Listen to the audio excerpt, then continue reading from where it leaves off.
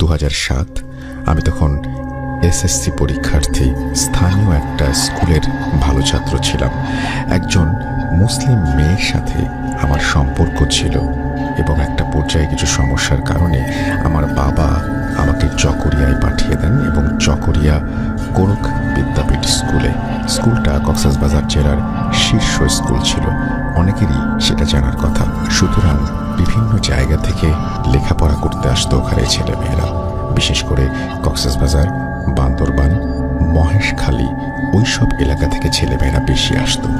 যেহেতু বছরের অর্ধেক সময়ে আমি ওখানে যাই, সেহেতু আমার কোনো বন্ধু বান্ধব ছিল না। ওখানকার ছাত্রাবাসে আমি উঠি। হঠাৎ নতুন জায়গায় গিয়ে আমি স্বাভাবিকভাবেই মানসিকভাবে কষ্টে ছিলাম। ওরকম কারোর সাথে কথাবার্তা বলতাম না। হোস্টেল আর আমার সিটের 2টো সিট পরেই একটা ছেলে ছিল, তার নাম অংশ্রো। হ্যাঁ রাসেল ভাই, ওর নাম ছিল অংশ্রো। আমার মনে হচ্ছে এটা ব্রো হবে, কারণ আমার তাই মনে হচ্ছে আমি ব্রো ধরেই পড়ছি। ব্রো সম্প্রদায়ের ছেলে ছিল। আমি যাওয়ার পরে দেখতাম ও সবসময় চুপচাপ থাকতো, কারোর সাথে তেমন কথাবার্তা বলতো না, সবসময় একা একা থাকতো এবং ওর বয়স একটু বেশি ছিল। অথচ হোস্টেলে থাকা প্রায় সবাই দুষ্টু মনের হয়, আমিও কম ছিলাম না। ফলে অল্প সময়ে আরও 2-4 জন আস্তে আস্তে সবার সাথে আমার বন্ধুত্ব হয়ে যায়। কমার্সের ছাত্র ছিল, তাই একবার পরীক্ষার হলে ও আমার পাশে বসে, অর্থাৎ আমার পাশে ওর সিট পড়ে। ও ইংরেজিতে তেমন ভালো ছিল না। ওই দিন ইংরেজি পরীক্ষায় আমি ওকে অনেক হেল্প করি। পরীক্ষা শেষে বের হয়ে আমাকে ধন্যবাদ জানায় এবং এভাবেই শুরু হয় অঙ্কে জানা। এরপর দুজন ভাত খেতে যাওয়া, আড্ডা দেওয়া শুরু হয়, কিন্তু বিভিন্ন সময় কেবল আমার সাথেও কথা বলতো, আর কারো সাথেই মিশতো না। আমি প্রথমে ওর সম্পর্কে বেশি কিছু জানতাম না, কিন্তু একটা বিষয় খেয়াল করলাম, ও প্রতিদিন বিকেলে মাগরিবের আজান পর্যন্ত কোথায় যেন চলে যায়, অর্থাৎ হোস্টেলে ফিরে আসে না। আমি ফুটবল ক্রিকেট খেলতাম, ওর না থাকাটা তেমন খেয়াল করিনি কখনো, কিন্তু লক্ষ্য করতাম একটা পলিথিনে কিছু নিয়ে সে কোথায় যেন যাচ্ছে। আবার মাগরিবের আজানের পরে চলেও আসতো আর সব কিছুই স্বাভাবিকভাবে করত। তো একবার রমজান মাসে সবাইকে ইফতারের দাওয়াত দেওয়া হলো। আমি ইফতারের সময় ওকে ইফতার খাওয়ার জন্য খুঁজতে থাকি। পরে অনেক খোঁজাখুঁজির পরে দেখলাম আমাদের স্কুলের নির্মাণাধীন ভবনের 4 তলায় একটা রুমে ও 2টো টেবিল পাশাপাশি রেখে পা দুটো দুপাশে দিয়ে মার্শাল আর্ট প্র্যাকটিস করছে। প্রথমে আমি দেখে অবাক হয়ে যাই, কারণ ওর পরনে ব্ল্যাক বেল্ট আর সাদা প্যান্ট, যেগুলো মার্শাল আর্টের খেলোয়াড়রা পরেন। অনেক কঠিনভাবে অনুশীলন করছিল সে। এক পর্যায়ে লাফিয়ে নেমে অনুশীলন করছিল। পরে যখন ঘুরে অনুশীলন করছিল এবং সেই সময় সে আমাকে দেখে ফেলে, ও দাঁড়িয়ে যায়। আমিও অবাক হয়ে তাকিয়ে থাকি। পরে ও দৌড়ে এসে আমাকে হাত ধরে বলল, এসব যেন কাউকে না বলি। আমি বললাম, তোমাকে দেখে তো তেমন কিছু মনে হয়নি। আর তুমি কি না? কাপড় চেঞ্জ করতে করতে বলল, এতদিন কেউ জানতো না, আজ যে তুমি জেনে গেলে। এটা বলেই হেসে দিল। পরে দুজনে হোস্টেলে চলে আসি। আসার পরে আগের মতোই স্বাভাবিক এবং চুপচাপ শান্ত একটা ছেলে, অথচ সে মার্শাল আর্টের ব্ল্যাক বেল্ট ছিল। পরে আমি ওর সম্পর্কে আরও জানতে আগ্রহী হই আর দুষ্টুমি করে ওকে আমার প্রেমের কথা বলি। আর বলতে থাকে তার পুরো জীবনের কালো জাদুর এক সত্য ঘটনা। একদিনে না, ধীরে ধীরে অঙ্কে আমি জানতে পারি কিভাবে সেখানে এসেছে, কিভাবে বা ব্ল্যাক বেল্ট উপাধি পেল। বলছে আমি ব্রো। আমার বাড়ি বান্দরবান জেলার থানচি থেকে অনেক গহীনে বড় ভান্তের, অর্থাৎ বৌদ্ধবৃক্ষ গ্রাম নামক একটি গ্রামে, আর ওখানেই আমার জন্ম। আমাদের গ্রাম গহীন হওয়ায় আধুনিকতার ছোঁয়া তেমন লাগেনি। থানচি থেকে প্রায় 3 ঘন্টা মোটর সাইকেলে, তারপর পায়ে হেঁটে আরো অনেক গভীরে ছোট ছড়া পাহাড় পেরিয়ে আমাদের গ্রাম। আমার নানা একজন তান্ত্রিক আর কবিরাজও ছিলেন। অনেক নাম ডাক ছিল ওনার। সবাই ওনাকে থানট্রয় নামে চিনত। আমাদের গ্রামে যত মানুষের রোগ ব্যাধি হতো সব সুস্থ করে তুলতেন এবং আশ্চর্য হলেও সত্যি যে কেউই ওনার কাছ থেকে খালি হাতে ফিরত না। আমার মা আমার নানার একমাত্র মেয়ে ছিলেন, তাই আমার নানার বাড়িতে আমরা থাকতাম। আমার বাবা একজন কৃষক ছিলেন। আমার বয়স যখন 10 বছর, শান্তি বাহিনীর JSS তাদের সাথে ফসল নিয়ে আমার বাবার ঝগড়া বিবাদ শুরু হয়ে যায়। ওরা বাবাকে অপহরণ করে নিয়ে যায়। এরপর কিছুদিন পরেই খবর আসে ওরা বাবাকে মেরে ফেলেছে। আমরা এই সংবাদ পেয়ে সন্ত্রাসীদের নেতাকে খবর পাঠাই। আমার নানার কথা শুনে সেই নেতা অনেক ভয় পেয়ে যায়, কেননা ওই নেতার সঙ্গীরা কাকে মেরেছে সেটা তিনি জানতেন না। আমার নানা ডেকে পাঠানোর পরে ওই নেতা জানতে পারে। ওই নেতা না আসা পর্যন্ত আমার নানা আমার বাবাকে দাহ করতে দেননি। পরে নেতা ও তার সঙ্গীরা এসে নানার কাছে ক্ষমা চায় এবং নিজেরাই বাবার শেষকৃত্য অনুষ্ঠানের আয়োজন করেন। পরে ক্ষতিপূরণ বাবদ 1 লাখ টাকা আমার নানাকে দিতে চান, কিন্তু আমার নানা সেটা নিতে অস্বীকৃতি জানিয়েছিলেন। পরে আমার বাবার বড় ভাইকে অনেক অনুরোধ করে ওই টাকাগুলো ওনার হাতেই দেন। টাকা দিয়ে চলে যাওয়ার সময় উনি নানাকে আশ্বাস দেন যারা আমার বাবাকে মেরেছে তিনিও তাদেরকে মেরে ফেলবেন। পরে আমার নানা ওনাকে বললেন যে না, যা করার আমার নানাই করবেন, নেতাদের কিছু করতে হবে না। একথা শুনে নেতারা আবার আমার নানার পায়ে পড়ে ক্ষমা চায়, কারণ ওই নেতা ভালো করেই জানতো আমার নানার ক্ষমতা সম্পর্কে। নানা শুধু এটুকুই বলেন যে যারা নির্দোষ তাদের কিছুই হবে না। নেতা চলে যাবার পরে আমার বাবার দাহ সম্পন্ন হয়। আমার নানা প্লাস্টিকের কৌটোয় আমার বাবার দেহভস্যের কিছু অংশ নিয়ে ঘরে চলে যান এবং ওই দিনের পর থেকে কারোর সাথেই তেমন আর কথা বলেন না। শুধু নিজের রুমে দিনরাত কি সব মন্ত্রপাঠ করতেন। বলে রাখা ভালো, আমাদের সম্প্রদায়ের কেউ মারা গেলে 1 সপ্তাহের মধ্যে তার জন্য কিছু ধর্মীয় অনুষ্ঠান করার নিয়ম আছে, কিন্তু নানার নির্দেশে সেই অনুষ্ঠান করা হয়নি। প্রায় 3 দিন পরে আমার নানা আবার আমার বাবার দাহ জায়গায় এসে চারিদিকে 4টি কাঠি পুঁতে দেন এবং লাল সুতো দিয়ে পুরো দাহ স্থানটি ঘিরে দেন আর 4টি মোমবাতি জ্বালিয়ে দেন। সাথে কি যেন আরো অনেক মন্ত্র পাঠ করেন। একটানা প্রায় 2-3 রাত মন্ত্রপাঠ শেষে নানা উঠে দাঁড়ান। তারপর আমার মাকে জড়িয়ে ধরে অনেক কান্নাকাটি করেন। এরপর নানা আবার তার রুমে চলে যান আর সাথে নিয়ে যান ওনার পছন্দের খাবার, গুঁড়ো দুধ আর পান, সুপারি, জর্দা। আমার নানার এমন কাজ দেখে পুরো গ্রামের সবাই, এমনকি থানচির লোকজনও অনেক ভয় পেয়ে যান, কেননা নানার তান্ত্রিক বিদ্যা সম্পর্কে সবাই ভালো করেই জানতেন। যেহেতু আমার বাবাকে রাতে হত্যা করা হয়েছিল, সেহেতু কে বা কারা করেছে সেটা কেউই জানতো না। তাই সবাই ভয়ে ছিল যে কি ক্ষতি হয় কার। বাবার মৃত্যুর 8ম দিনে খুব সকাল সকাল 2জন মহিলা, একজন পুরুষ পাগলের মতো আমার নানাকে খুঁজতে থাকে। অনেক ডাকাডাকির পর নানা রুম থেকে বের হয়ে তাদেরকে রাগান্বিত হয়ে ধমক দিয়ে বলেন, তোরা বাড়ি চলে যা, আমি তোদেরকে কিছু করতে পারবো না। আমার মেয়ে বিধবা হয়েছে, তোরাও হবি, তোদের কোনো ক্ষমা নেই। এই বলে নানা আবার তার রুমে চলে যায়, দরজা বন্ধ করে দেয়। সেই মহিলাদের চিৎকার আর কান্নাকাটিতে গ্রামের সবাই এসে আমাদের উঠোনে জড়ো হয়। পরে নানার কথা অনুযায়ী গ্রামবাসী ওই মহিলা আর পুরুষটাকে চলে যেতে বলেন এবং জিজ্ঞেস করেন তারাই কি আমার বাবাকে মেরেছে কিনা এবং কেনই বা তারা নানার কাছে এভাবে ছুটে এসেছেন। তখন সেই মহিলারা বলতে লাগলেন, আজ থেকে সপ্তাহখানেক আগে সেই 2জন মহিলার একজনের স্বামী আর একজনের ভাই গভীর রাতে বাড়ি ফিরেন। স্বাভাবিকভাবে তারা প্রায়ই রাত করে বাড়ি ফিরত, যেহেতু তারা স্থানীয় সেই শীর্ষ সন্ত্রাসী পার্টির সাথে জড়িত, সেহেতু এ ব্যাপারে বাড়ির অন্যরা তেমন কিছু বলতো না। কিন্তু সেই রাতের 2 দিন পরে এক রাতে তারা দুজনেই বাড়িতে খাবার খেয়ে ঘুমিয়ে যায় এবং একটা সময় বিকট শব্দ করে চিৎকার করে ঘুম থেকে উঠে ভয় পেয়ে কেঁদে ওঠে এবং বলতে থাকে, ও আমাকে মেরে ফেলবে, ও আমাকে মেরে ফেলবে। এভাবে চিৎকার করে কাঁদতে থাকে এবং অবাক করা বিষয় হলো দুজনেরই একসাথে একই সময়ে একই ঘটনা ঘটতে থাকে। দুজনের বাড়ির অন্য সদস্যরা দুঃস্বপ্ন দেখেছে ভেবে প্রথম রাতটা কাটিয়ে দেয়, কিন্তু ওই দিন থেকে কি সকাল কি রাত প্রতি মুহূর্তেই তারা কাঁদতে থাকে আর বলতে থাকে ও আমাকে মেরে ফেলবে। এক পর্যায়ে বাড়ির লোকেরা জিজ্ঞেস করতে থাকে সত্যি আসলে কি।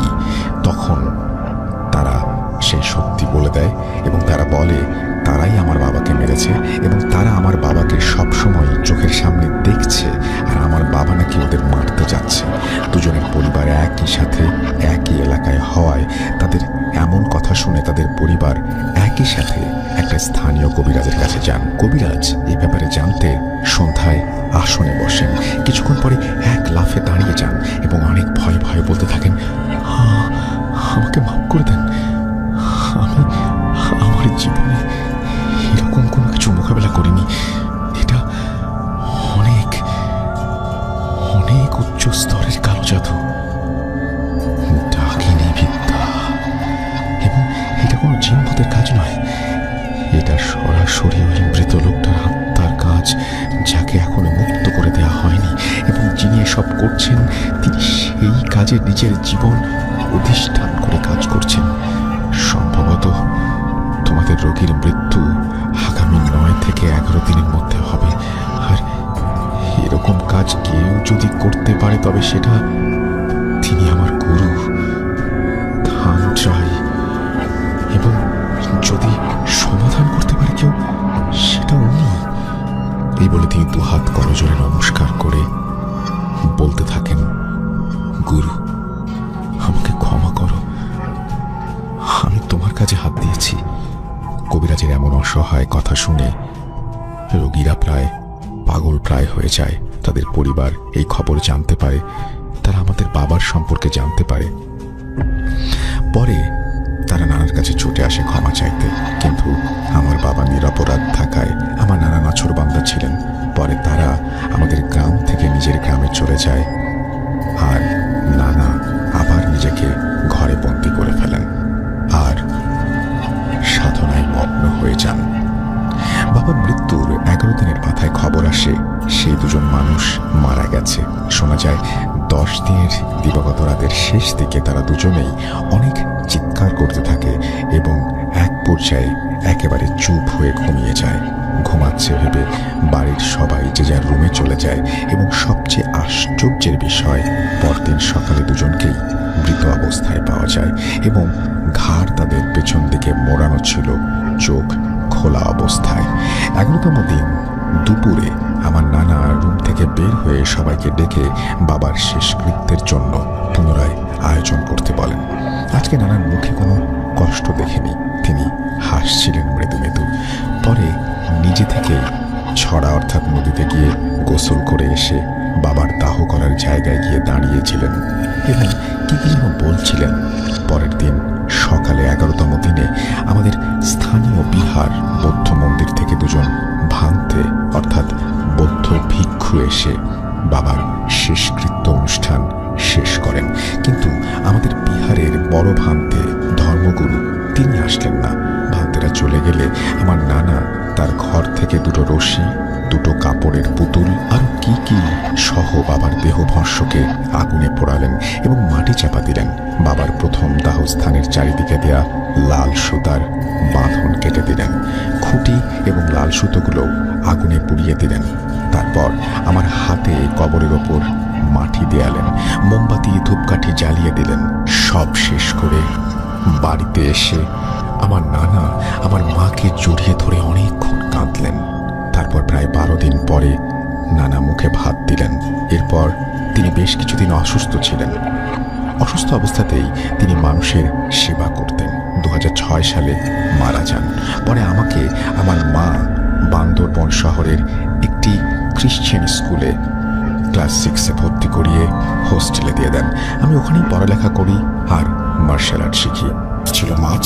গ্রামের দিকে 9টা মানে যথেষ্ট রাত, আর হালকা শীত পড়ার কারণে রাস্তায় কোনো মানুষ ছিল না।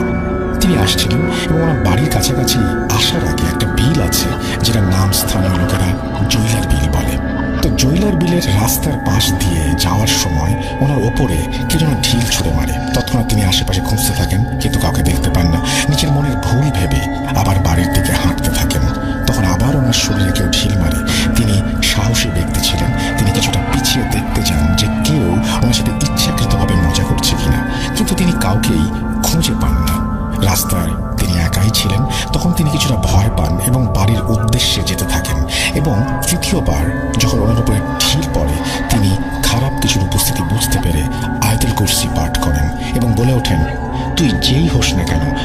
রাস্তায় তুই যা, আমার রাস্তায় আমি যাব। তোর কোনো ক্ষতি আমি করিনি, তুইও আমার কোনো ক্ষতি করিস না। তারপর খারাপ কিছু ঘটতে পারে ভেবে তিনি দ্রুত হাঁটতে থাকেন। ওনার বারবার মনে হচ্ছিল যে ওনার পেছনে কেউ আসছে। পেছনে না তাকিয়ে ভয়ে ভয়ে বাড়িতে চলে আসেন তিনি। বাড়িতে গিয়ে ওনার সাথে কি ঘটেছে তা কাউকে বলেননি, সবাই ভয় পাবে তাই। তো চাচা চাচির হাতে মাছ তুলে দেন এবং চাচা ফ্রেশ হতে চলে যান। তিনি চাচির সাথেও ঘটনাটি শেয়ার করেননি। চাচি মাছগুলো হাতে নিয়ে অলসতা অনুভব করেন। তিনি মনে করেন এগুলো এভাবেই রেখে দিবেন, ফ্রিজে সকালে এগুলো কাটবেন। ফ্রিজটা ছিল চাচার রুমে। ওনার ছেলে রুম বন্ধ করে শুয়ে পড়েছিল। চাচি মাছগুলো রাখার জন্য ওনার ছেলেকে ডাকতে থাকেন, কিন্তু ওনার ছেলের কোনো সারা শব্দ নেই। কারণ ওনার ছেলে নাকি তখন কানে ইয়ারফোন লাগিয়ে ফেসবুকে ভিডিও স্ক্রল করছিল, যার কারণে তিনি সিদ্ধান্ত নেন জানলা দিয়ে ছেলেকে ডাকবেন। আর জানলাটা ছিল বাড়ির পেছন দিকে। যখন তিনি বাড়ির পেছনে জানলা দিয়ে ডাকতে যান, তিনি লক্ষ্য করেন ওনার মাথার উপরের গাছটায় একটা পেঁচা সাদৃশ্য কিছু বসে আছে। তখন তিনি শুনতে পান যে পেঁচার মতো করে একটা কিছু ডাকছে। তিনি ভয় পেয়ে আবারও বাড়িতে আসার জন্য যখনই ঘুরতে যাবেন, তখনই গাছের একটা মোটা ডাল ভেঙে পড়ে ওনার ওপর। গাছ ভাঙার শব্দ শুনে চাচা এবং চাচার ছেলে ছুটে যান এবং চাচিকে অজ্ঞান অবস্থায় দেখতে পান। তারা ধরাধরি করে বাড়িতে নিয়ে আসেন তাকে। ওনার শরীরে প্রচণ্ড জ্বর আসে। তো সকালে ওনারা ময়মনসিংহে নিয়ে যান জ্ঞান না ফেরা এবং প্রচুর জ্বর থাকার কারণে। 2 দিন পর ওনার জ্ঞান ফেরে। তখন সবাই জানতে চায় কি হয়েছিল। তারপর উনি বলেন ওনার ছেলেকে ডাকার সময় তিনি পেঁচার ডাক শুনতে পান, আর আসার সময় ওনার উপরে গাছ ভেঙে পড়েছে। তারপর আর কিছু মনে নেই। তখন আমার চাচার ওই পাগলের কথা মনে পড়ে এবং ঘটনার দিন ওনার সাথে ঘটা সব কিছু সবাইকে খুলে বলেন। কিন্তু ততক্ষণে অনেক দেরি হয়ে গেছে। চাচার পিছনে আর শয়তানটা অনেক বড় ক্ষতি করে দিয়ে যায় এবং ওই চাচি 18 তারিখে সকালের দিকে মারা যান। যখন ওনার দাফন কাফনের জন্য গোসল করেন, তখন নাকি অন্য চাচিরা ভুক্তভোগীর পিঠে দেখতে পান রক্ত জমাট হয়ে কালো হয়ে আছে। তাদের নাকি দেখে মনে হয়েছিল কেউ মারাত্মকভাবে পিঠে আঘাত করেছে। সঠিকভাবেই দাফনের কাজ সম্পন্ন হয়। আসলে আমাদের সাথে ঘটা অনেক কিছুরই কোনো ব্যাখ্যা হয় না। জিন জাতির যে অস্তিত্ব আছে তা অস্বীকার করার কোনো অবকাশ নেই, কেননা পবিত্র কোরআনে জিনের অস্তিত্ব নিয়ে সূরা জিন নাজিল হয়েছে এবং মহান আল্লাহ তাআলা নাজিল করেছেন এই সূরা। মানুষের মাঝে যেমন ভালো খারাপ আছে, জিনদের মাঝেও ভালো খারাপ আছে। হয়তো চাচির মৃত্যু এভাবেই ছিল খারাপ কিছুর উসিলায়। আমি পরবর্তীতে আমার এক চাচাতো বোনের কাছে জানতে পারি ঘটনাটি। আর হয়ে 20 মিনিট হেঁটে মসজিদে যেতে হয়। ওনাদের এলাকার মসজিদের কাজ চলছে, তাই উনি অন্য মসজিদে যেতেন। ওনার ব্যাক করতে করতে অনেক সময় লাগবে, তাই উনি ফেরত না এসে থেকে যান। মসজিদে হুজুর ওনাকে বলেন, আমি আর মুয়াজ্জিন সাহেব আছি, আমাদের সাথে থেকে যান। অনেক রাত হয়ে গেছে, তাছাড়া কাদা রাস্তা, সাথে অন্ধকার। ঘাটে গেলে নৌকা পাবেন কিনা? দাদু ভাই বলেন যে নৌকা না পেলে উত্তরকোণাতে হেঁটে চলে যাব, ওইদিকে পানি কম আছে। বাড়িতে না গেলে সবাই চিন্তা করবে, এর চেয়ে চলে যাওয়াই ভালো। তাই পরে মসজিদের হুজুর ওনাকে একটা টর্চ লাইট দিয়ে দেন। লাইটটা নিয়ে যান, কাজে দেবে। আর ওইদিকে রাস্তাটা ভালো না, আল্লাহর নাম নিতে নিতে যান। তো আমার দাদু বের হয়ে গেলেন। উনি আল্লাহকে ডাকতে ডাকতে যাচ্ছেন। তুফান আর বৃষ্টির কারণে পুরো রাস্তা কাদা কাদা হয়ে আছে। দাদু তাই জুতা খুলে হাতে নেন। আবছা আবছা আলোয় সামান্য দূরে দেখা যায়। তো 5-7 মিনিট হাঁটার পর উনি দেখলেন 4 জন লোক কিছু একটা কাঁধে নিয়ে যাচ্ছেন। উনি ভাবলেন এত রাতে হয়তো জেলেরা মাছ ধরে ফিরছে। উনি একটু জোরে হেঁটে তাদের সামনে যেতে চাইলেন, কিন্তু উনি যতই জোরে হাঁটেন দেখেন তারা তত জোরে হাঁটছে। এরপর উনি হাঁক দিলেন, ভাই একটু দাঁড়াও, একসাথে যাই। এরপরই দেখেন যে ওনারা যেটা নিয়ে যাচ্ছেন ওটা থেকে কিছু একটা লাফ দিল, আর ওই 4 জন ঠিক তখনই হাওয়ায় মিলিয়ে গেল, আর সেই প্রাণীটা তাদের উপরে এসে লাফ দিল। দাদু তখন দেখলেন তার মুখ থেকে লালা পড়ছে। এটা কোনো কুকুর না অনেকটা বাঘের মতো দেখতে, লেজটা কুমিরের মতো, পিঠে আবার ডোরা কাটা দাগ। এসেই পায়ে কামড় দিল। এমন একটা পরিস্থিতি, নিজেকে বাঁচাবো নাকি ভয়কে জয় করব? দাদু হাতের টর্চটা দিয়ে ওই প্রাণীটার মাথায় বাড়ি দিলেন, কিন্তু ছাড়ল না। দাদু তখন মনে করলেন এমন কিছু বাস্তবে থাকতে পারে না, আর উনি সূরা আর দরুদ পড়তে শুরু করলেন। এরপর দেখলেন প্রাণীটা পা ছেড়ে দিল এবং আস্তে আস্তে একটা মানুষে পরিণত হলো। এরপর পুরো মানুষ না হয়ে শরীরটা শুধু হলো এবং পেছনে একটা লেজের মতো, লালাগুলো তখন মুখ দিয়ে ছুটছে। দাদু কোনোভাবে খোঁড়াতে খোঁড়াতে নদীর যে দিকটায় পানি কম সেদিকে যেতে থাকলেন, আর পেছনে দেখলেন সেই প্রাণীটা ওনার পা থেকে বের হওয়া রক্তগুলো জিভ দিয়ে চেটে চেটে খাচ্ছে আর দাদুর দিকে এগিয়ে আসছে, ঠিক একটা কুকুর যেভাবে খায়। সেই প্রাণীটির হাত মাটির মধ্যে কেমন যেন খামচি দিয়ে ধরে আছে সে, পিছনের পাগুলো মাটিতে ঠিক দেখতে মাকড়সার মতো, কিন্তু গায়ে একটা কাপড় আছে, তবে কি রঙের কাপড় সেটা মনে নেই ওনার। এরপর উনি গড়াতে গড়াতে পানিতে নামলেন, নেমে সাঁতার কাটতে লাগলেন। ওই প্রাণীটি পেছনে এসে দাঁড়িয়ে গেল। দাদু আর পেছনে তাকাননি। উনি ঠিক তখন শব্দ শুনলেন, ঝুপ করে কেউ একজন পানিতে ঝাঁপ দিল। দাদু বুঝতে পারলেন দাদুর আর রক্ষা নেই। তিনি কালেমা পড়া শুরু করলেন জোরে জোরে। ঠিক তখনই ওই প্রাণীটা ওনাকে পানির ওপর ছুঁড়ে মারলেন আর দাদু নদীর পাড়ে এসে পড়লেন। দাদুর মাথায় ব্যথা পান, গায়ে হাতেও ব্যথা পান, আবার অন্যদিকে তার পা দিয়েও রক্ত ঝরছিল। আর ঠিক তখন সেই প্রাণীটা উড়ে এসে দাদুর ওপরে পড়ল। উনি দেখলেন ওই প্রাণীটা ওনার মুখের ওপর লালা ফেলছে, আর দাদু নিজেকে ধরে রাখতে পারলেন না, উনি জ্ঞান হারান। এরপর যখন ওনার জ্ঞান ফেরে উনি দেখেন যে উনি একটা জঙ্গলে পড়ে আছেন। ওনার বাম হাতে কামড়ের দাগ, ওনার গায়ের পাঞ্জাবিটা ছিঁড়ে বাজে অবস্থা হয়ে গেছে, কাদা লেগে আছে বিভিন্ন জায়গায়, শুকনো সবকিছু। তখন উনি দেখলেন একটা লোক এসে ওনাকে হাত ধরে টেনে তুললেন। দাদু তখন ওই লোকটাকে জিজ্ঞেস করলেন, আমি কোথায় আছি?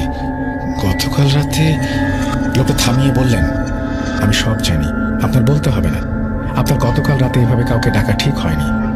যাচ্ছিলেন একা, চলে যেতেন, কেন ডাক দিলেন? লোকটা দাদুকে জঙ্গল থেকে বের হবার রাস্তা দেখিয়ে দিলেন, আর একটা লতা পাতা জড়ানো বেড়া পার হতেই দাদুকে বললেন, ভালো থাকবেন, আর লোকটা গায়েব হয়ে যায়। দাদু দেখেন উনি এখনো ওনার বাড়ির রাস্তায় আসেননি, ওনাকে নদী পার হতে হবে। উনি নদীর পাড়ে গেলে দেখেন যে নৌকা নিয়ে মাঝিরা ওনাকে দেখেই দৌড়ে এসে বলল, কি হয়েছে মিয়া ভাই?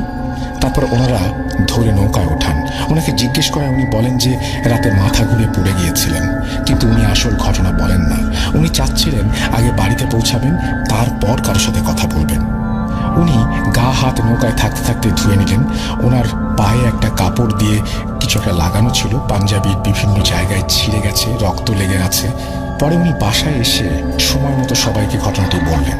উনি পায়ের দাগটাও দেখেছিলেন সবাইকে, তবে সেখানটায় দেখা গেল দাগ আছে 9টা দাঁতের, 5টা পায়ের ওপরের দিকে আর 4টা নিচের দিকে। আর ঠিক মানুষের দাঁতের মতো কামড়ের দাগ, কিছুটা শুকিয়ে গেছে, রক্ত পড়াও বন্ধ হয়েছে, তবে অনেকটা গর্ত হয়নি। আমি যে ঘটনাটির কথা বলছি সেটি আসলে গাজীপুরের একটি গার্মেন্টস ফ্যাক্টরি রিলেটেড ঘটনা। তো সঙ্গত কারণে যেহেতু এখনো গার্মেন্টস ফ্যাক্টরিটি এখনো রানিং অবস্থায় আছে, এখানে শত শত মানুষ কাজ করছে, তো সঙ্গত কারণে আমি সেই প্রতিষ্ঠানটির নাম এখানে উল্লেখ করছি না এবং এক্সাক্ট লোকেশনটি দিচ্ছি না। তবে আমি যে ঘটনাগুলো শেয়ার করবো সেগুলো সম্পূর্ণ সত্য, এবং এগুলোর সাক্ষী আসলে বহু মানুষ। তো প্রথমে ঘটনাটিতে আমি একদম সরাসরি চলে যাচ্ছে। এখন ঘটনাটি অ্যাকচুয়ালি ঘটেছে 2008-এর মাঝামাঝি থেকে 2009-এর শেষ দিক পর্যন্ত। তো অ্যাকচুয়ালি যেটি মানে আমরা শুনি, তখন আমরা হাই স্কুলে পড়তাম। তো প্রথমত হচ্ছে আমাদের স্কুলে এই গার্মেন্টস ফ্যাক্টরির বিভিন্ন বিষয় নিয়ে আলোচনা হতো, যে সেখানে অনেক ধরনের ভৌতিক কার্যক্রম হচ্ছে, অনেক যেখানে যারা কাজ করছেন তারা কাজ শেষে বাইরে এসে বিভিন্ন ধরনের এক্সপিরিয়েন্স শেয়ার করছেন। তো আমরা যেহেতু অনেক ছোটো ছিলাম, আমাদের সাথে এই বিষয়গুলো নিয়ে মানে ওভাবে কারোর সাথে কথা হতো না। দেখা যেত যে লোকমুখে ভেসে আসা যে ঘটনাগুলো, এক্সপিরিয়েন্সগুলো, সেগুলোই আমরা শুনতাম। কিন্তু ওগুলো সত্যি কথা বলতে কনক্রিটভাবে একদম যে বলার মতন কিছু মানে অমনও ছিল না। তো আমি যেই ঘটনাটি আসলে মানে এইটির যে একদম ভিতরকার একদম যেই ঘটনাগুলো, সেগুলো অ্যাকচুয়ালি শুনি ওই গার্মেন্টস ফ্যাক্টরির হচ্ছে ইমাম যিনি, তিনি হচ্ছেন আমার ক্লাসমেটের বাবা, ওই সময় ছিলেন উনি। তো উনি ওখানে প্রতিদিন 3 থেকে 4 ওয়াক্ত নামাজ উনি পড়াতেন। তো মাঝে মাঝে দেখা যেত যে ফ্যাক্টরিতে ওনাকে 5 ওয়াক্ত নামাজই ওনাকে ইমামতি করতে হতো। তো ওনার সাথে অ্যাকচুয়ালি যে ঘটনাগুলো ঘটেছে এবং মানে ওনার মুখ থেকে যেগুলো শুনেছি এবং পরবর্তীতে এই জিনিসটি কীভাবে এগিয়েছে সেটি আসলে ওনার মুখ থেকে শোনা। তো প্রথমত হচ্ছে 2008-এর শেষ দিকে আমরা শুনি যে এই গার্মেন্টস ফ্যাক্টরিতে হঠাৎ করে বিভিন্ন ধরনের কর্মী নিখোঁজ হয়ে যেতেন, কিংবা অনেককে পাওয়া যেত যাদের হচ্ছে শারীরিক অবস্থা খারাপ, শারীরিক অবস্থা খারাপ বলতে আমি বোঝাচ্ছি যে অনেক মানুষ মাথা করে পড়ে যাচ্ছে কাজের সময়, অনেক মানুষ মানে হুট করেই রক্ত বমি করা শুরু করতো, অনেকে হসপিটালাইজ করা হতো, হসপিটালাইজ করার পর অনেকে মারা পর্যন্ত যেত। তো এই ধরনের বিষয়গুলো নিয়ে মানে আসলে কেন করছে এগুলো হাসপাতালের মানে কোনো ধরনের প্রথমে ধারণা করা হয়েছিল যে কোনো ক্ষতিকারক রাসায়নিক পদার্থের জন্য হয়তো এগুলো হচ্ছে, কিন্তু অ্যাকচুয়ালি পরবর্তীতে দেখা যায় যে পরবর্তীতে যে ঘটনাগুলো হয় কয়েক মাস পর থেকে শুরু হয় সেগুলো হচ্ছে যে তাদের হুট করে তাদের গায়ে আঁচড়ের দাগ পাওয়া যেত, বিভিন্ন কর্মীদের গায়ে দেখা গেল তারা অজ্ঞান হয়ে যাচ্ছে এবং পরবর্তীতে তাদেরকে আঁচড় এরকম কিছু। তো এইভাবে ঘটনাগুলি বিভিন্নভাবে চলতে থাকে। তো এগুলোর আসলে কোনো ধরনের সমাধান পাওয়া যাচ্ছে না। তো প্রথমে যে জিনিসটা নিয়ে আসলে সত্যি কথা বলতে সবচেয়ে বেশি আলোচনা সৃষ্টি হয় সেটা হচ্ছে যে এখানে প্রতিদিনই দেখা গেল একজন দুজন করে যে কর্মী তারা নিখোঁজ হয়ে যেত, অর্থাৎ আজকে কাজে আসছে তাদের সব কিছু ঠিকঠাক, তো হুট করে দেখা যেত যে তারা নেই। তো এই নিখোঁজ হয়ে যাওয়াটা মানে একটা পর্যায়ে এবং যে তখনকার সময় সত্যি কথা বলতে সিসিটিভি ক্যামেরা বা ওরকম অতটা মানে কমন ছিল না। তো মানে এটাকে চেক করার উপায় ছিল না যে তারা আসলে ফ্যাক্ট থেকে কীভাবে বেরিয়েছে, কেউ কোনো ক্ষতি করেছে কিনা, এরকম বিষয়গুলো। আর একটা গার্মেন্টস ফ্যাক্টরিতে আসলে বিশাল একটি জায়গা জুড়ে অনেকগুলো কক্ষ, রুম, বিভিন্ন ধরনের মানে একদম মানে বিশাল একটি এরিয়া। তো এত বড় এরিয়া আসলে সম্পূর্ণটাও কোনো ধরনের সার্ভেইলেন্সের আন্ডারে আনাটা আসলে কষ্টসাধ্য ব্যাপার। তো যাই হোক, ওই নিখোঁজ হওয়ার পর থেকে যে জিনিসটা শুরু হয়, প্রতিদিনই ভাবে করে কয়েকজন করে মানে কাজে তারা যাচ্ছে আজকে, কিন্তু পরে তারা আর কাজ থেকে বাড়িতে ফিরে যাচ্ছে না। তো তাদের যে ফ্যামিলি মেম্বার আছে তারা পরের দিন সকালে হয়তো গার্মেন্টসের মানে গেটের সামনে দাঁড়িয়ে থাকতেন, তারা মানে দেখতে চাইতেন যে তাদের সাথে আসলেই ভিতরে আছে কিনা তাদের যে ফ্যামিলি মেম্বার যারা এখানে ওয়ার্কার, কিন্তু ওরকম কোনো রেসপন্স মিলত না। তো এভাবে করে, এবং আরেকটি বিষয় হচ্ছে যে যেহেতু গার্মেন্টস ফ্যাক্টরিতে দেশের বিভিন্ন জায়গা থেকে মানুষজন আসলে কাজ করতে আসতো, সবার আসলে মানে ওর মানে মানে দেখা গেল যে খুব ভালো ব্যাকগ্রাউন্ড থেকে খুব কম মানুষজনই আসতো। তো বেশিরভাগ সময় দেখা যেত যে তারা কোনো একটা হয়তো গার্মেন্টস কর্তৃপক্ষের কাছে কোনো একটা ক্ষতিপূরণ পেয়ে এই জিনিসটা নিয়ে তারা চুপসে যেত বা এটি নিয়ে তারা কোনো স্টেপ নিত না। তো এইভাবে করে আসলে চলছিল। তো যে জিনিসটা শুরু হয় 2009-এর শুরুর দিকে ব্যাপক আকারে ঝামেলা হওয়া শুরু করে। ঝামেলা বলতে যেটা আমি বোঝাচ্ছি সেটা হচ্ছে এবার বিভিন্ন ওয়ার্কারদের মৃত অবস্থায় পাওয়া যাচ্ছিল, তাদের হাত পা কাটা, কারো মাথায় কাটা এরকম। তো এই বিষয়গুলোকে মানে কিভাবে যেন অনেক সময় এড়িয়ে যাওয়া হতো আর কি, গার্মেন্টস হচ্ছে বিষয়গুলোকে এড়িয়ে যেত। এগুলোকে আইন শৃঙ্খলা রক্ষাকারী বাহিনীর আন্ডারে এনে কিছু করা বা এইসব স্টেপ আমরা তখন শুনিনি যে গার্মেন্টস কর্তৃপক্ষ নিয়েছে, কিংবা নিলেও আমরা আসলে সত্যি কথা বলতে ওরকম সংবাদ পাইনি। তো আমাদের যিনি আঙ্কেলের নাম হচ্ছে মফিদ আঙ্কেল। তো সেই আঙ্কেলের কাছ থেকে পরবর্তীতে আসলে ঘটনার একদম বিবরণগুলো আমরা এইভাবে শুনতাম। তো উনি যে জিনিসটা প্রথমে ফেস করেন আমি সেটাই শেয়ার করছি। উনি প্রথমে যেটা ফেস করেন সেটি হচ্ছে যে একদিন উনি রাতের বেলা উনি ফজরের নামাজ পড়াবেন, ওদিন উনি ফ্যাক্টরিতে থেকে গিয়েছেন। তো ওনাকে আসলে থাকার জন্য একটি জায়গা করে দেওয়া হয়েছিল, সেটি হচ্ছে যে উনি একটি স্টোর রুমে থাকতেন, একটি ছোট স্টোর রুম, সেখানে একটি ছোট চৌকির মতো ব্যবস্থা করা ছিল, ওখানে তিনি বিশ্রাম নিতেন, ওখানে উনি থাকতেন যদি রাত্রে ওনাকে গার্মেন্টস থাকতে হতো তাহলে। তো এই অবস্থাতে উনি দেখছিলেন যে ওনার যে করিডোর, দরজার সামনে করিডোর, সেই করিডোরের সামনে দিয়ে একটি ছায়া আসছে আর যাচ্ছে খুব দ্রুত, অর্থাৎ মানে একবার ডান থেকে বামে, একবার বাম থেকে ডানে এইভাবে আসা যাওয়া করছে। তো ওই আঙ্কেল হচ্ছে তার যে রুমের যে দরজাটি সেটি কিছুটা খোলা রেখেছিলেন। তো ওইখান থেকে উনি অবয়বটা মানে অস্তিত্ব টের পাচ্ছিলেন যে আসতে যাচ্ছে। তো উনি যেটা এরপরে যেটা করেন সেটা হচ্ছে যে নর্মালি ওটি একটি স্টোর রুমের জায়গা, তো ওইখানে আসলে সাধারণত অত রাত্রে মানে কোনো ওয়ার্কারদের কাজেও আসার সম্ভাবনাটা খুব কম ছিল। তো উনি সন্দেহবশত উনি যেটা করেন উনি উঠে দাঁড়ান বিছানা থেকে এবং উনি দরজাটাকে আর একটু বড় আকারে খুলে দেন। তো খুলে দেওয়ার পরে উনি যেটা দেখেন সেটা হচ্ছে একটি অস্বাভাবিক রকমের কালো রঙের একটি মানুষ, প্রায় তার উচ্চতা 6 থেকে 6.5 ফিট হবে, এবং তার হাত পা আর হচ্ছে প্রচন্ড কালো এবং হাতের নখগুলো বিশাল বড় বড়। তো উনি প্রথমে যেটা দেখেন যে ওটা হচ্ছে ওনাকে ক্রস করে সামনের দিকে এগিয়ে যাচ্ছিল করিডোর দিয়ে। উনি তখন দরজা থেকে একটু একটু ভিতরে দাঁড়িয়ে আছেন। তো ওই অবস্থায় উনি দেখলেন যে প্রথমে উনি দেখেন যে ওই জিনিসটার পিঠ দেখেন যে এটা দিয়ে হেঁটে যাচ্ছে। ওটি পরনে ছিল একটি, আমরা গ্রামের যারা কৃষক আছেন তারা অনেকে লুঙ্গি বা ধুতিকে আগে যে কাছা দিয়ে পরা জিনিসটাকে যেটা বলে, ওইভাবে একটা সাদা রঙের মানে লুঙ্গি বা ধুতির মতো কিছু একটা কাছা দিয়ে পরা। হ্যাঁ, তো ওই এবং পুরোটা আর বাকি শরীর আর কোনো কাপড় চোপড় নেই। তো ওইভাবে যাচ্ছে। তো উনি যখন দেখেন ওই জিনিসটা যখন আবার ব্যাক করছে, অর্থাৎ ডান পাশ থেকে যখন বাম পাশে যখন সে করিডোর থেকে আসছে, উনি তখন যেটা দেখলেন এই জিনিসটার কোনো মাথা নেই এবং এটার মাথা হচ্ছে ওটার বাম হাতের উপরে সেটা নিয়ে ওটা হাঁটছে। এবং উনি যখন এই মাথাটার দিকে তাকালেন তিনি দেখলেন ওটা চোখ দিয়ে তাকিয়ে রয়েছে, মুখ দিয়ে একটি মানে হাসির মতন একটি রিয়াকশন ওটি দিয়ে রেখেছে। এবং ওনাকে দেখা মাত্রই ওই জিনিসটি এতক্ষণ যে হাঁটাচলা করছিল বন্ধ করে সোজাসুজি ওই মুফিদ আঙ্কেলের দিকে তাকিয়েছিলেন। এটি দেখে আমরা যিনি আঙ্কেল ছিলেন তিনি মানে অনেকটা ভারসাম্য হারিয়ে যাওয়ার মতন অবস্থা হয়। কিন্তু উনি আসলে অনেক মানে সাহস একজন ব্যক্তি ছিলেন এবং উনি যেহেতু একজন ইমাম ছিলেন, তো উনি দোয়া দুরুদ বা ওনার যেসব পড়ার অনেক থাকেন, তো একটা পর্যায়ে পড়তে পড়তে যে জিনিসটা দেখা যায় যে ওই জিনিসটা মানে উল্টো দিকে ঘুরে হচ্ছে চলে যাচ্ছে। উনি দেখলেন উল্টো দিকে ঘুরে চলে যাচ্ছে এবং উনি সেই জিনিসটা করেন, ওই দরজা থেকে বেরোয় দেখেন এই জিনিসটা আসলে করিডোর থেকে গিয়ে একটা দিকে চলে গেল। তো উনি যখন একটু পিছু পিছু গেলেন, পিছু যাওয়ার পরে দেখেন এই করিডোর যে পরে যে ফাঁকা জায়গায় গিয়ে দেখেন না কোনো কিছু অস্তিত্ব নেই, কোনো কিছু ট্রেস নেই। তো উনি যখন এই জিনিসটা ফেস করেন তখন হচ্ছে অ্যাকচুয়ালি উনি আসলে ওনার যিনি সুপিরিয়র ছিলেন এখানকার জেনারেল ম্যানেজার তাকে জানান। তো জেনারেল ম্যানেজার বলেন এগুলো আপনি ভুল দেখেছেন বা এগুলো নিয়ে আপনার চিন্তা ভাবনা করতে হবে না, এরকম কিছু একটা। তো বিপত্তি যেটা হয় যে এরপরে গার্মেন্টসের অনেকেই এরকম দেখতে থাকে। তো এদেরকে ক্ষতি করা না হলেও তারা অনেকে ভয়ে দেখা গেল মানসিকভাবে অনেকে বিপর্যস্ত হয়ে পড়েন, অনেকে বিভিন্ন ধরনের কিছু এক্সপিরিয়েন্স করেন।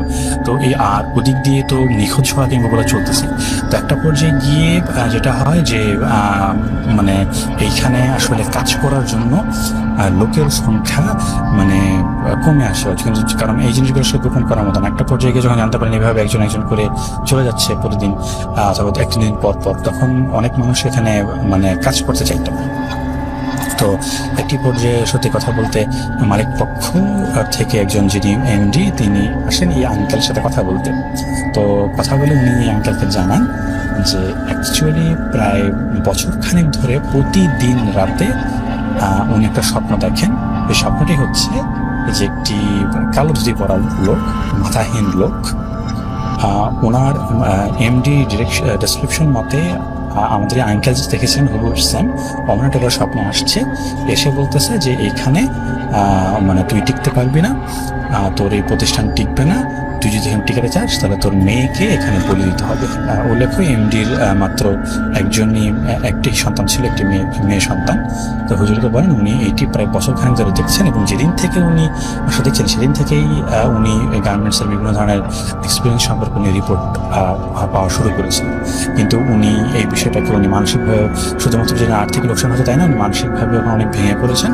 তো এই ঘটনাগুলো উনি ধামাচাপা দেওয়ার কদিন চলবেন। তো উনি অ্যাকচুয়ালি আঙ্কেলের কাছে এসে বলেন যে এই বিষয়ে কী ব্যবস্থা করা যায়। তো আঙ্কেল যেটি বলেন যে আসলে আমি এই বিষয়টি নিয়ে আমার পক্ষে আমার যে জ্ঞান, আমার যে ক্ষমতা সেই অনুযায়ী আসলে আমার পক্ষে করা সম্ভব না।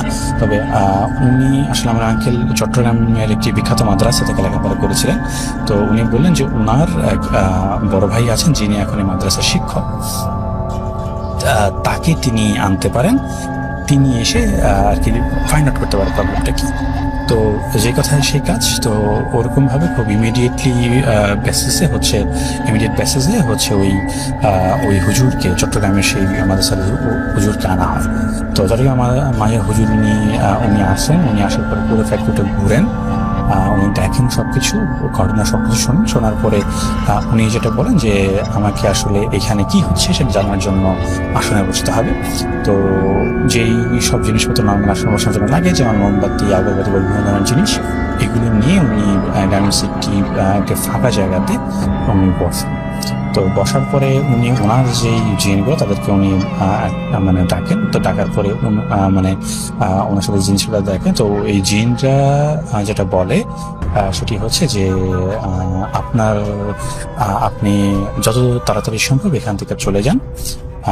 এই জায়গাটিতে এত বড় শয়তানের মাধ্যমে এই জায়গাগুলোতে এমন কিছু কাজ করা হয়েছে, কালামে করা হয়েছে, কিংবা এখানে কোনো কালো যাতে এমন কিছু একটা হবে করা হয়েছে যে এইখানে মানে এই সমস্যাটা মানে সলভ যারা করতে যাবে তাদেরকে নিঃশেষ করে দেওয়া হবে এমন কিছু একটা। তো আমাদের মানে ওই জিনরা বলছে যে তাদের শক্তিতে এটা কুলবে না কাজ করা।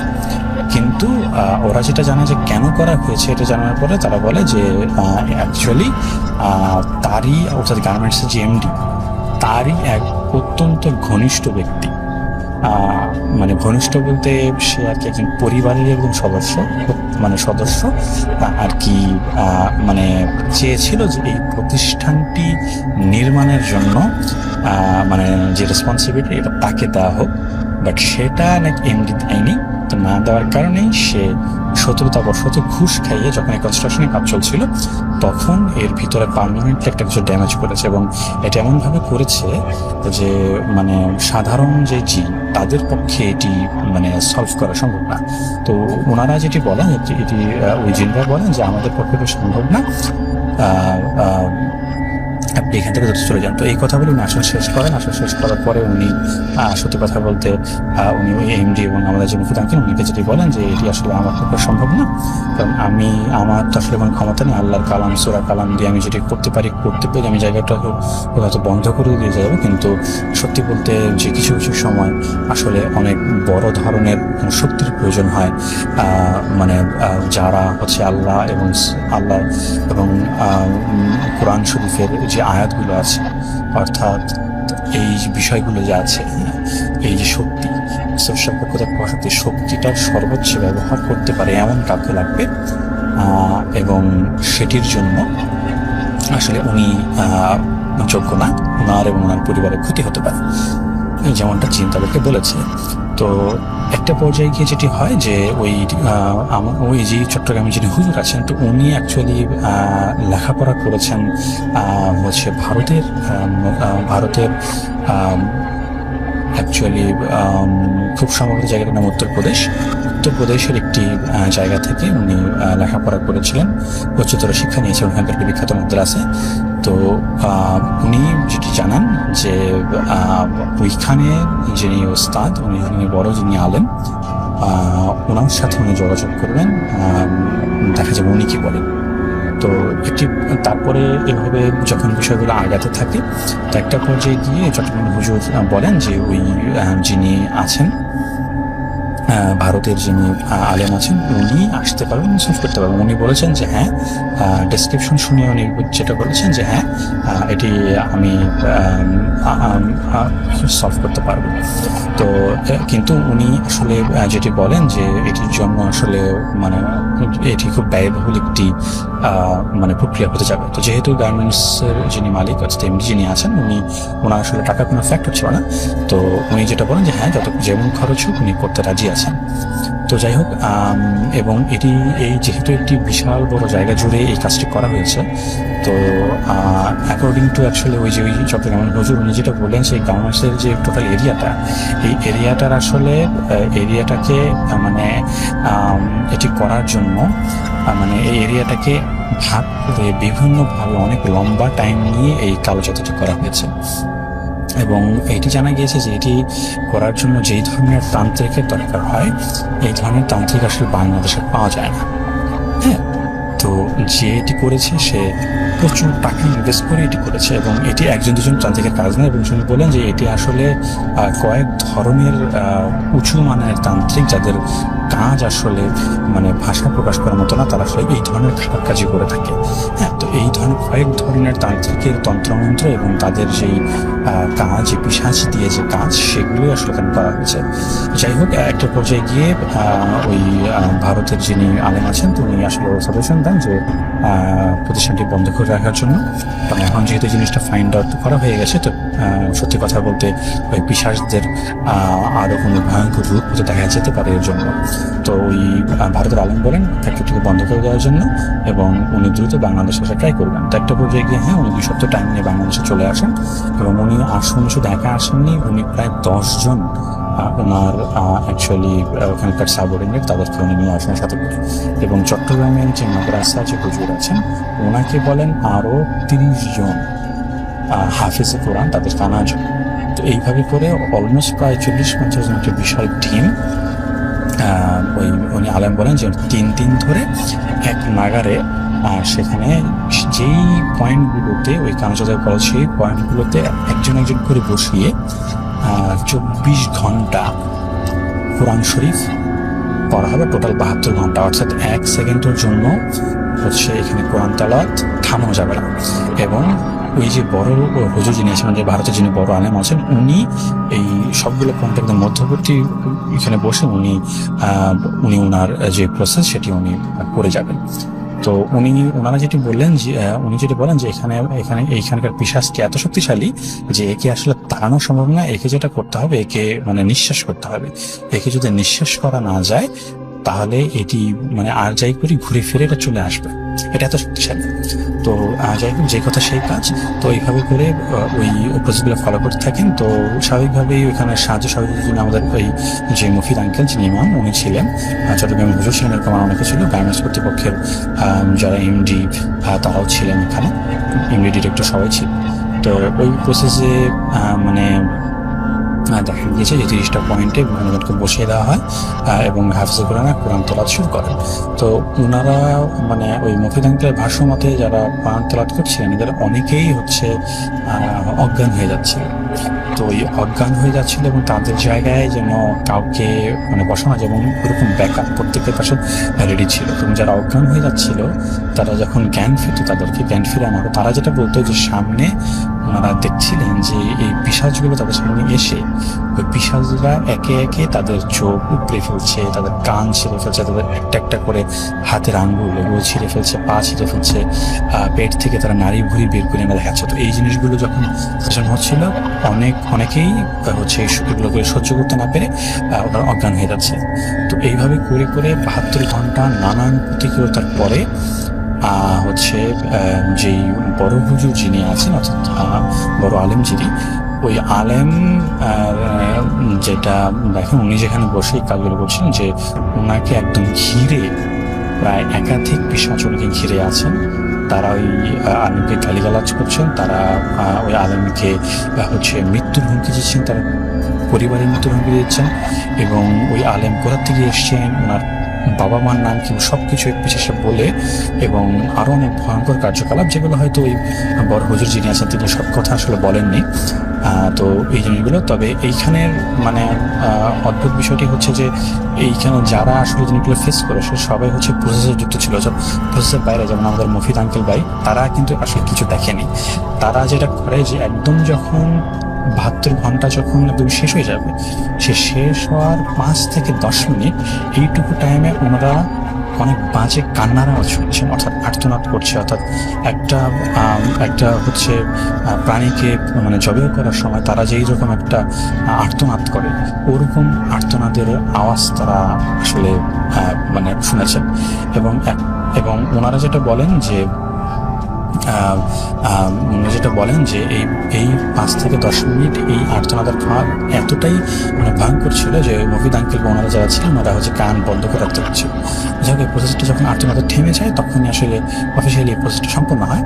তো ওই যে বড় হুজুর উনি বলেন যে তোমরা হচ্ছে এই গার্মেন্টসের হচ্ছে এই যতগুলো ভবন আছে, যতগুলো রুম আছে সেগুলো তন্ন করে খুঁজতে হবে। তো এখন ওনারা বলে যে কী খুঁজতে হবে, বললো যে এই যে কালো জাদু করার পরে এই যে পিশাচগুলোকে প্রসেসের মাধ্যমে হত্যা করা হয়েছে। মানে বলেন এই পিশাচগুলোর তাদের যে শরীর, অর্থাৎ তাদের যে তারা কোনো ফিজিক্যাল কোনো ধরনের প্রুফ তারা যে মারা গেছে এগুলো হচ্ছে এই ভবনের বিভিন্ন জায়গায় পাওয়া যাবে, কিন্তু তিনি শিওর বলতে পারলেন না যে তিনি ঠিক কোথায় জায়গা পাওয়া যাবে। তবে উনি আইডিয়া দিলেন যে যেসব জায়গাতে অনেক দুর্গন্ধ, যেমন হচ্ছে টয়লেট কিংবা এমন কোনো জায়গা যেখানে মানুষ সচরাচর আসলে মানে ওই জায়গাটা মানুষ যায় না, মানুষের শ্বাস প্রশ্বাস যে জায়গাটাতে যায় না হ্যাঁ, মানুষ যেখানে দাঁড়ায় না, মানুষ যেখানে অবস্থান করে না, এমন কোনো জায়গা যেগুলো আছে, অর্থাৎ দুর্গন্ধযুক্ত জায়গা এবং অন্য একদম বদ্ধ জায়গা, এরকম জায়গাগুলোতে তারা হচ্ছে কিছু না কিছু জিনিস পাবে। ওই জিনিসগুলোকে যেটা করতে হবে, কালেক্ট করে একসাথে পুড়িয়ে দিতে হবে। এবং এমন যদি হয় যে একটি পাত দিয়ে মানে বাকি সব করা হয়, তাহলে একটা থেকেই আবার ওখান থেকে একটা নতুন মানে এরা রেজারেক্ট করতে পারে, মানে এরকম একটি ধারণা হচ্ছে ওই হুজুর দিয়েছে। তো উনি যেটা করেন, উনি ওনার নিজের যে সাথে করে আনার লোক তাদেরকে উনি কাজে লাগান। তো ওখান থেকে একটা পর্যায়ে প্রায় হচ্ছে 50 থেকে 60 জনের দল তন্ন করে খুঁজে তারা যেগুলো পায় সেগুলো আসলে সত্যি কথা বলতে মানে তারা আসলে বিভিন্ন প্রাণীর বডি খুঁজে পায়, বডির বিভিন্ন পার্ট। যেমন কেউ হয়তো পেয়েছে যে একটি বিক্ষিপ্ত মাথাবিহীন কোনো বিড়াল পেয়েছে, কেউ কোনো কুকুর পেয়েছে। এবং এগুলো এমন না যে কোনো একটা মানে একদম আস্ত বডি পেয়েছে, এরকম কিছু না, মানে তাদের শরীরের বিভিন্ন অংশ পেয়েছে। তো এইরকম কুকুর, বিড়াল, কেউ সাপ, এই ধরনের বিভিন্ন প্রাণীর মতন করে অনেক সময় মাছও পাওয়া গিয়েছে। তো এইভাবে করে তারা হচ্ছে অনেকগুলো তারা এরকম তারা পান। এবং পেয়ে ওনারা যেটা করেন যে একসাথে ওগুলোকে ওনারা পুড়িয়ে দেন। তো পুড়িয়ে দেওয়ার পরে ওই বড় হুজুর যিনি বলেন যে এখানে মাসে অন্তত একদিন হচ্ছে একটি কোরআন খতমের আয়োজন করতে হবে, যেখানে অন্তত 12 জন হাফেজে কোরআন এখানে সারা দিন এখানে কোরআন তেলাওয়াত করবে, অন্তত মাসের একটা দিন হলেও এটা করতে হবে। তো এর মাধ্যমে উনি যেই মানে ভারত থেকে আসা যে দলটি সেটা চলে যায়, চট্টগ্রাম মাদ্রাসা থেকে যারা আসে তারা ওইভাবে করে চলে যায়। তো এরপর থেকে আসলে আমরা ওইখানে ঘটা আর কোনো ঘটনা আমরা শুনিনি। এরপর থেকে আমরা যেটা শুনতাম, ওই যেই মালিক ছিলেন গার্মেন্টসের, উনি হচ্ছে প্রতি মাসে একটা আয়োজন করতেন। উনি শুধু এটাই করতেন না, উনি যেটা করতেন এর সাথে গরিব দুঃখীদের খাওয়া দাওয়ার উনি ব্যবস্থা করে দিতেন ওই একটি দিনে। তো এইভাবে হচ্ছে অ্যাকচুয়ালি ওই জিনিসটা মানে সলভ হয়। তো এখনো ওই গার্মেন্টসে আসলে এই রীতিটা চালু আছে কিনা জানি না, কারণ প্রায় 13-14 বছর হয়ে গিয়েছে। এর মধ্যে আরও অনেক ডিটেলস ছিল আসলে, যেগুলো আমার আবছা মনে আছে, যেহেতু অনেক আগের ঘটনা। আমি এগুলো আসলে আবছাভাবে শেয়ার করতে চাই না, যে জিনিসগুলো আমি শিওর মনে আছে সেগুলোই আমি আসলে শেয়ার করতে চাইছিলাম। তো এই পুরোটা মানে ঘটনাটি হচ্ছে 2008-এর আসলে মাঝামাঝি থেকে 2009-এর শেষ পর্যন্ত এইরকম একটি জায়গা জুড়ে আসলে বছর দেড়েকের মতন কাছাকাছি জুড়ে বিস্তৃত ছিল। তো আমরা আসলে এই মুফিদ আঙ্কেলের কাছ থেকে এই বিবরণগুলোই শুনেছি। এবং এখানে আমি ব্যক্তিগতভাবে বলে রাখি যে আমার আসলে এই ঘটনাগুলো শোনার পর থেকে একটি ভৌতিক বিষয়ের উপরে আসলে আগ্রহ সৃষ্টি হয়। আপনাদেরকে শেয়ার করবো, সেটা আমার নিজের সাথে ঘটে যাওয়া একটি ঘটনা। আশা করি আপনাদেরকে ভালো লাগবে। এবং ঘটনাতে যদি কোনো ভুল ত্রুটি থাকে তাহলে প্লিজ ছোট ভাই সবাই ক্ষমা করবেন। 2021 সালে আমি ঢাকা জব করার জন্য চাই, এবং প্রায় 3-4 মাস বা 5-6 মাস পর আমি গ্রামে আসি। তো এরকমই একবার আমি গ্রামে আসি, লাস্ট যে মানে গ্রামে আসি সে সময়ের ঘটনা। তো চাকরি জীবনে মানে আমার যে এক্সপিরিয়েন্স, চাকরি জীবনে যা আসার পর আমার শারীরিক এবং মানসিক অনেক ধরনের পরিবর্তন দেখা দিই। শারীরিক যে আমার শরীরটা অনেক মানে সুস্থ সবল হয়ে গেছিলো এবং আমি অনেক পরিষ্কার হয়ে গেছিলাম, যার কারণে আমি বাড়িতে ফেরার পর মানে গ্রামে ফেরার পর দিনের বেলাতে মোটটা বেরোতাম না রোদ্রে। শারীরিক অনেক শরীরে অনেক ধরনের প্রবলেম দেখা দিত, তার কারণে সারাদিন আমি ঘরে থাকতাম এবং রাত হলে বা সন্ধ্যা হলে বের হতাম। তো সন্ধ্যা হলে এবং আমরা আমাদের মহল্লার একটা দোকান থাকে, দোকানে একটা ক্যারম থাকে। তো আমরা সবাই ফ্রেন্ড সার্কেল সবাই মিলে আমরা সন্ধ্যাবেলা ক্যারম খেলতে যাই এবং ক্যারম খেলি, এবং প্রায় বাড়ি ফিরতে 10টা-11টা বাজে রাত প্রতিদিন। তো আমি প্রায় 1 মাসের জন্য মানে চাকরি থেকে ছুটি নিয়ে আমি 1 মাসের জন্য বাসায় আসি। তো প্রতিদিনের মতো আমি সেদিনও ঘটনা